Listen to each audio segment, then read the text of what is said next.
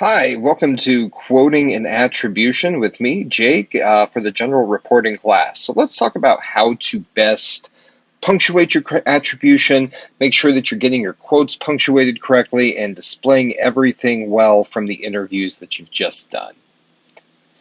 So, why do quotes matter? Well, number one, they're going to add flavor and life to a story. If you've ever written a story just off public documents or read a story that's just off public documents, it's going to be very dry and boring because you need people to talk to make it interesting.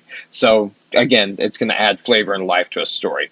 It's also a way to let your sources talk directly to your readers. Obviously, they have that ability as well because of social media, but being able to do that through the lens of the media is still very important for a lot of people. It also humanizes our news coverage. Imagine if we were just talking about, say, the California wildfires or the wildfires here in Colorado, and we were just talking about it in terms of acreage and air quality and things like that, but we didn't actually talk about the people who have lost homes, or we didn't talk about, how air quality is, having individual impacts, what that means to the individual. Quotes are also a great way to get somebody to explain something technical. If you've ever interviewed a scientist, for instance, here on campus, or somebody in maybe engineering, they have a very good way of being able to explain things in a way that is going to be accessible for a layperson who has never had any, subject matter in that particular subject area. And then it can also bring an opinion into focus. So if you're trying to, display where the public is at on a particular issue, having quotes from, all sides of the issue are going to really help with that. So, when to use quotes, and this is my general rule of thumb. You want to use quotes for the most effective passages. It's going to be quotes that are clear, concise, and illustrative. You want to use a quote when you, as the writer, couldn't possibly say it better yourself. Okay, and you'll know what those look like as you transcribe interviews and read over your interview transcriptions. If it's something that just, really nails the point with as few words as, possible, that's a great quote. So there's two types of quotes out there. There are direct quotes and partial quotes, and we're going to go through this video and break down each type. One quick punctuation pro tip I wanted to throw at you. Always tuck your commas inside your quotation marks. Okay, that's an American English thing. If you're talking about British English, it's a little bit different. But in American English, we pretty much have a universal rule of always putting your quotation marks within, your commas within your quotation marks. So when we're talking about direct quotes, here's an example from the Washington Post from a few years ago when Donald Trump put forth a call to bar Muslims from entering the United States. This is former House Speaker Paul Ryan with the quote, "Freedom of religion is a fundamental constitutional principle. It's a founding principle of this country," Ryan said. "This is not conservatism. What was proposed yesterday is not what this party stands for. And more importantly, it's not what this country stands for."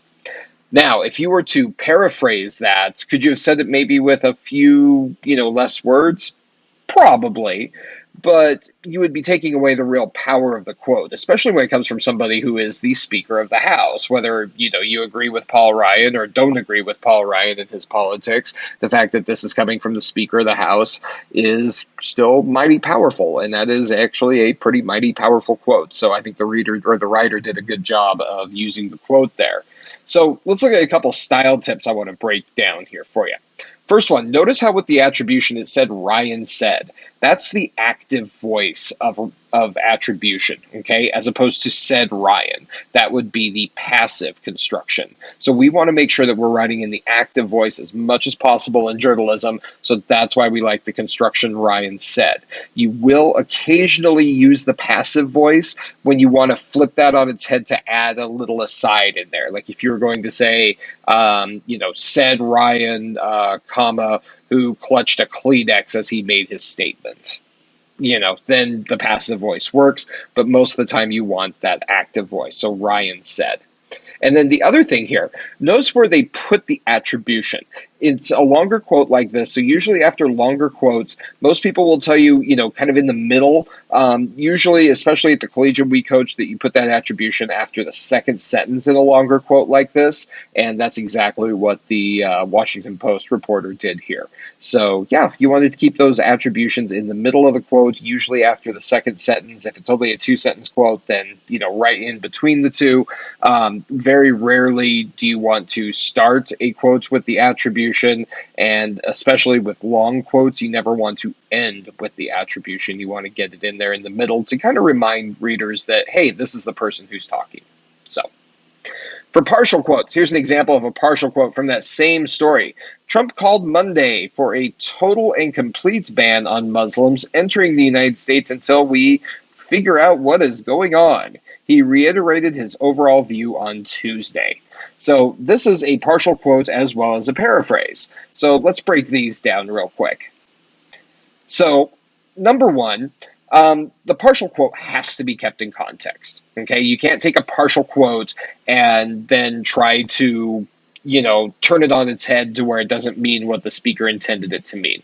Partial quotes have to be kept in context, and readers are counting on you. They're trusting you that you're going to do that. So don't violate their trust. Always keep those partial quotes within the same context. Okay.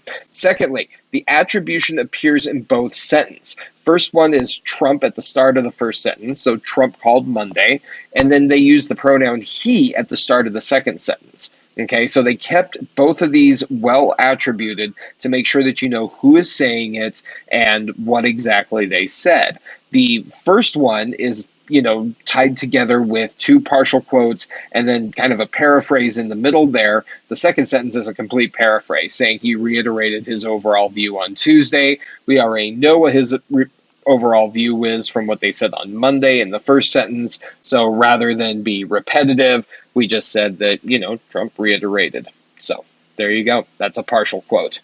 Let's talk about a paraphrase. So when we're going to paraphrase what somebody said, that is a restatement of all the information in your own words. But again, you have to keep the same context. So if you're going to say, if Trump used the words complete and total ban, you can't paraphrase that to say, a partial ban. That would not be keeping in the same context.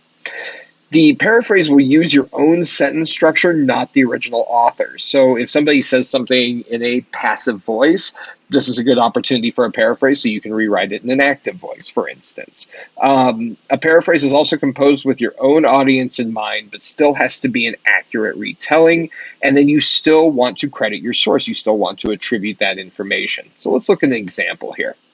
So going back again to that same Washington Post article, Tom Ridge, a former Republican governor of Pennsylvania who became the first secretary of the Department of Homeland Security, said Tuesday he would not vote for Trump.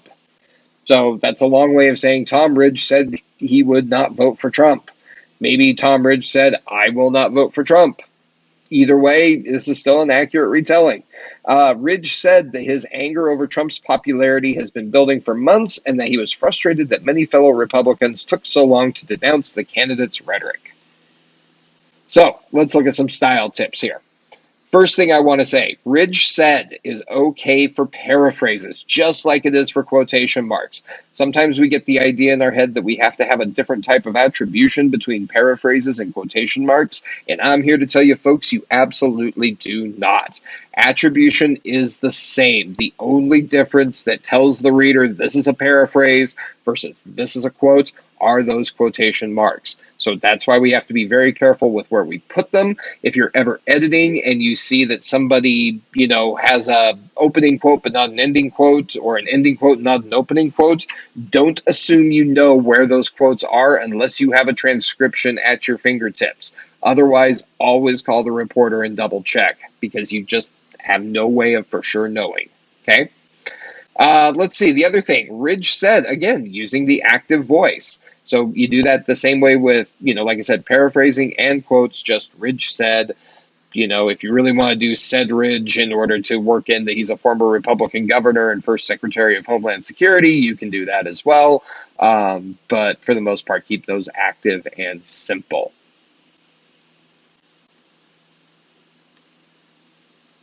So now let's get into documents. So this is how we do people, but sometimes we're going to have documents. It might be a police report, it might be it might be minutes from a meeting, it might be an agenda, it might be, a court document. There's all sorts of documents that you use in public general reporting.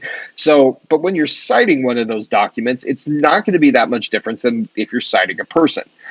So usually you're going to use the term said, or you're going to use the term according to. So here's some examples. According to the police report, Snow was arrested on suspicion of aggravated assault.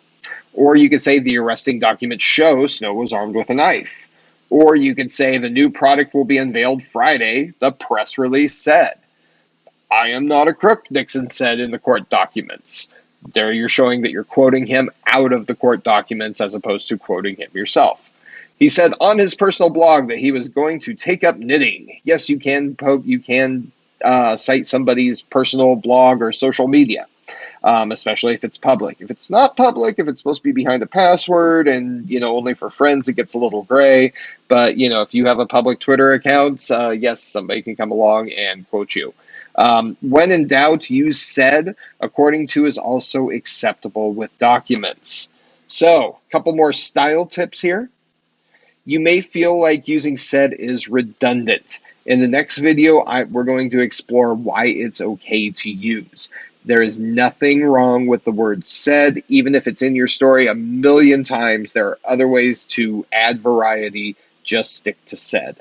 Check out that next video for more information on why. And that next one is coming up, so we'll see you in the next one for attribution verbs. Thanks.